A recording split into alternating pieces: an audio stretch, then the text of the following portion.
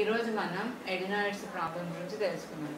ఇవి ఫ్రీక్వెంట్గా మనకి వాపులాగా వచ్చి మనకి ఇన్ఫెక్షన్కి గురైనప్పుడు ఇయర్స్ కూడా మనకి చెవులో కూడా కొంతవరకు ఇన్ఫెక్షన్స్ రావడము, చెవి నుంచి కూడా నీరులాగా కానీ పసు కానీ కావడము, లేకపోతే చెవులు అన్నది ఎక్కువగా వినికిడి అన్నది తక్కువ కావడము, చిన్న పిల్లలు అంటే మాటలు రాని పిల్లల్లో ఇలా ఎక్కువ ఎఫెక్ట్ అవ్వడం వల్ల ఎడినాయిడ్స్ రికరెంట్ ఇన్ఫెక్షన్స్ వల్ల ఏమవుతుందంటే స్పీచ్ అన్నది కూడా క్లారిటీ అన్నది ఉండదు అనమాట. ఇలా లక్షణాలు అన్నీ ఉంటాయి అన్నమాట.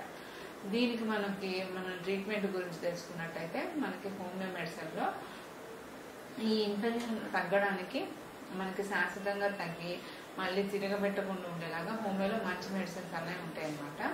దాంట్లో మనకి ముఖ్యంగా చూసుకున్నట్టయితే బెరేటా కార్బ్ అని, ఇంకా గ్రాఫైటిస్ అని, ఇంకా క్యాల్కేరియా కార్బ్ అని, ఇంకా సింప్టమ్స్ని బట్టి హెపార్సల్ఫాన్ కానీ ఇలాగా మనకి ఉన్న కండిషన్స్ని బట్టి, ఇంకా పేషెంట్ ఎట్లా ఉన్నారు దీన్ని బట్టి మౌత్ అలైన్మెంట్ కానీ, ఇంకా స్టబ్బీగా ఉన్నారా, ఇలాగ ఈ లక్షణాలు అన్నింటినీ తీసుకుంటూ మనకి మెడిసిన్స్ అన్నది ఇవ్వడం జరుగుతుంటుంది అనమాట.